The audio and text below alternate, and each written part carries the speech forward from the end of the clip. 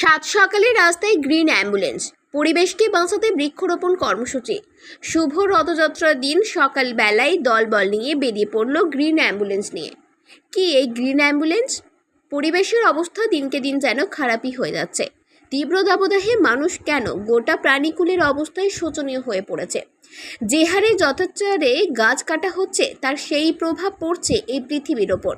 মানুষ যদি এখনই সচেতন না হয় তাহলে ভবিষ্যৎ প্রজন্মকে আরও খারাপ অবস্থার মধ্য দিয়ে যেতে হবে। তাই এই রথযাত্রা দিনকেই বেছে নিয়ে কোনো রাজনৈতিক দলের রং না লাগিয়ে শুধুমাত্র পরিবেশের কথা ভেবে এই কাজের উদ্যোগ নিল বাঁকুড়ার বেলিয়াতোড় লেজেন্ড 40+ টিম।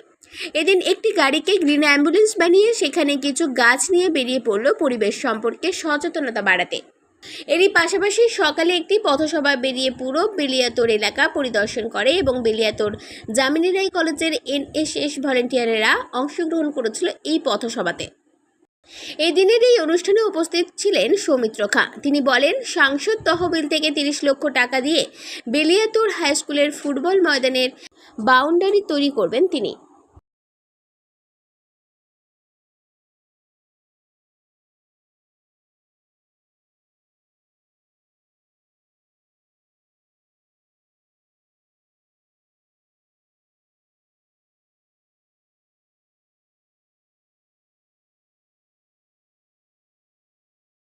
প্রধানমন্ত্রী জানেন যে ভারতবর্ষ জুড়ে গাছ লাগাচ্ছেন এবং আমাদের এখানে বেলিয়াতোড় লিজেন্ডস ক্লাব একটা অনুষ্ঠান করেছিল।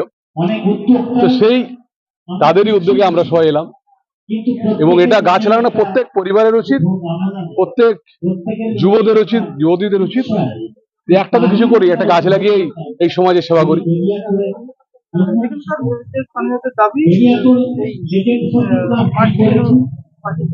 এটা খুব দরকার, এটা খুব দরকার। ওনারা আমাকে আবেদন করেছেন, আমি আলোচনা করে করার চেষ্টা করব।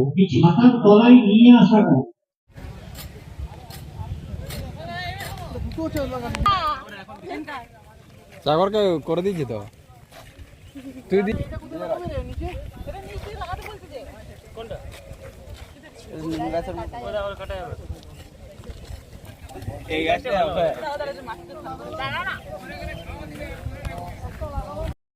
বাঁকুড়া থেকে মোহাম্মদ শাহজাহান আনসারীর রিপোর্ট, 99 নিউজ বাংলা।